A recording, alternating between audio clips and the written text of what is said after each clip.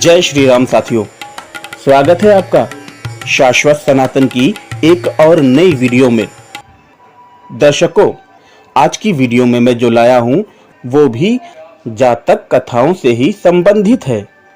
और आज की जातक संख्या जो है वो है जातक संख्या 461, यानी दशरथ जातक।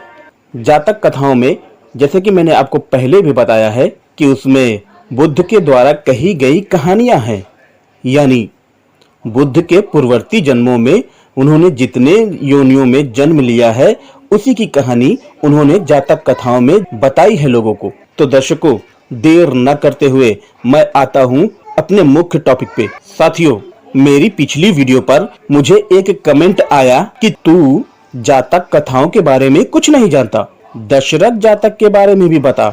तो ले भाई, मैं दशरथ जातक को ही लेके आया हूँ और वही बताने जा रहा हूँ। वैसे साथियों, इन महानुभावों ने जो प्रश्न किया है कि दशरथ जातक के बारे में भी बता, तो ये भाई ये सोच रहे होंगे कि दशरथ जातक में राम के बारे में लिखा गया है, यानी रामायण बुद्ध के बाद लिखी गई है और रामायण दशरथ जातक की नकल है। यही बात इन महानुभाव के दिमाग में चल रही होगी, लेकिन सत्य क्या है वो मैं आपके सामने रखूंगा। तो आज की वीडियो में मैं दशरथ जातक और कुछ अन्य कथाओं के माध्यम से स्पष्ट करूंगा कि नकल में भी अकल की आवश्यकता होती है, किंतु जिसने भी जातक कथाओं को लिखा है उसे ये नहीं पता था कि नकल करने में कितनी अकल चाहिए, इसीलिए तो उसकी नकल पकड़ी जाती है।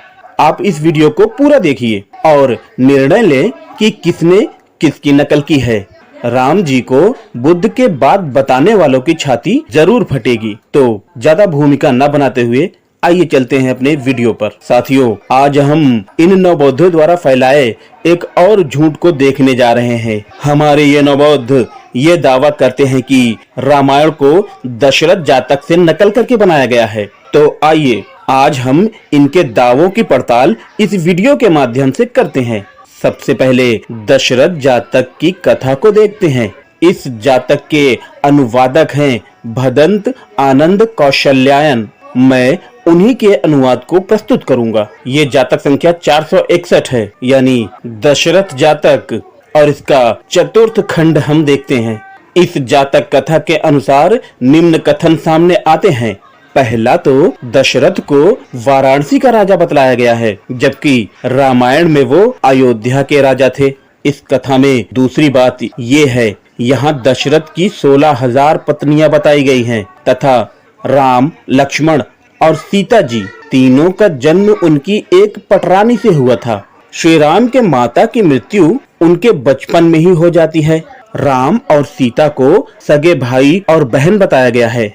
अच्छा, एक विशेष बात जो ध्यान देने लायक है, अधिकतर जातक कथाओं में स्थान वाराणसी ही बताया गया है, इसलिए इसमें भी स्थान वाराणसी ही है।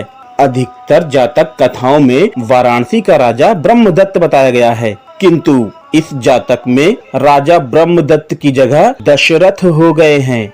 अच्छा, एक चीज और देखिए कि राजा ब्रह्मदत्त की भी जगह जगह 16,000 रानियां बताई गई हैं, किंतु यहाँ जब ब्रह्मदत्त की जगह दशरथ आ गए हैं तो यहाँ दशरथ की 16,000 रानियां कर दी गई है। यहाँ इससे पता चलता है कि दशरथ जातक को वाल्मीकि रामायण से बनाया गया है। इसी कारण यहाँ ब्रह्मदत्त का स्थान दशरथ ने ले लिया। इससे पहले जो पृष्ठ मैंने दिखाया वो दशरथ जातक चतुर्थ खंड का पृष्ठ संख्या 325 था। अभी आप पृष्ठ संख्या 326 देखिए। यहाँ आपको कुछ और नई बातें पता चलेंगी।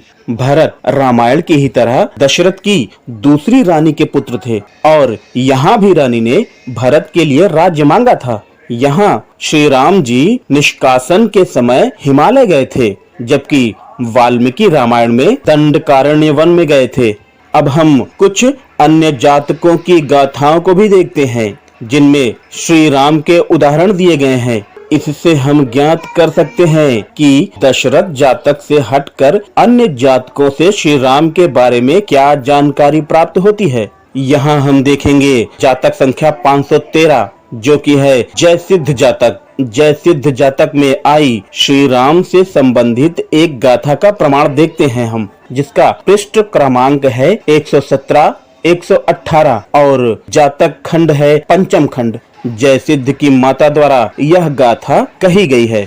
यहाँ एक बात निकलकर सामने आती है कि यहाँ राम को दंड कारण वन जाना बताया गया है तथा उनके दंड कारण जाते समय उनकी माता द्वारा उनके कल्याण की बात की गई है। अच्छा, यहाँ देखिए, इस जातक में राम दंड कारण्य जा रहे हैं और इससे पूर्व की जातक में हमने पढ़ा है कि राम हिमालय जा रहे हैं। इन बातों पे आप जरा ध्यान दीजिएगा। और इस जातक में बताया गया है कि वन जाते समय उनकी माता उनके कल्याण की बात करती हैं, जबकि इससे पूर्व की जातक में हमने पढ़ा है कि उनकी माता बचपन में ही मर गई थी। इससे राम का दंड कारण और उनकी माता द्वारा उनके कल्याण की बात जो कि इस गाथा में आई है वो वाल्मीकि रामायण में भी आई है, जबकि इन दोनों बातों का दशरथ जातक से पूर्णतः विरोध देखा जा सकता है। इस गाथा से पता चलता है कि जातक का लेखक वाल्मीकि रामायण से भी परिचित था, इसीलिए तो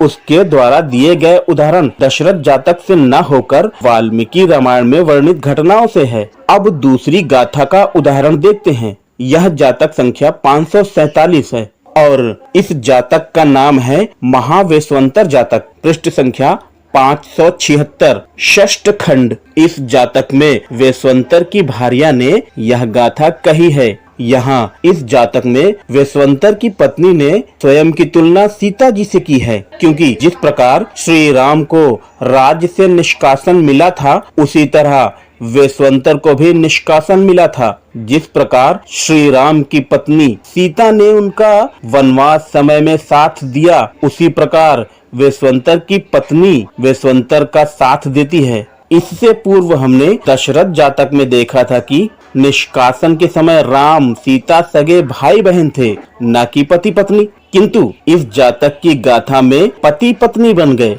इससे भी पता चलता है कि दशरथ जातक से हटकर अन्य जगहों पर जातक का रचनाकार रामायण के उदाहरण देता है, न कि दशरथ जातक का। अतः अब तो हम कह सकते हैं कि जातकों की रचना के दौरान उसके दिमाग में वाल्मीकि रामायण भी थी, इसीलिए दिमाग में वाल्मीकि रामायण होने के कारण उसने दशरथ जातक में तो सांप्रदायिक परिवर्तन कर दिए, किंतु अन्य जगहों पर वह रामायण के ही उदाहरण दे सका है। इससे रामायण का जातकों से पूर्व होने में कोई संदेह नहीं रह जाता। इन दो जातकों की गाथाओं के अलावा भी हम कुछ अन्य तथ्यों को देख सकते हैं। भूरी दत्त जातक में आई गाथाओं में रामायण महाभारत में आए राजाओं को वैदिक और यज्ञ करने वाला बताया गया है। यह आपको मिल जाएगा भूरी दत्त जातक, जो जातक संख्या 543 है, पृष्ठ संख्या 213 और 214, जातक षष्ठ खंड। अच्छा साथियों, प्रमाण तो और भी हैं, लेकिन उसे मैं अगली वीडियो में कवर करूंगा। तब तक के लिए आप सभी को जय श्री राम, हर हर महादेव और सत्यमेव जयते।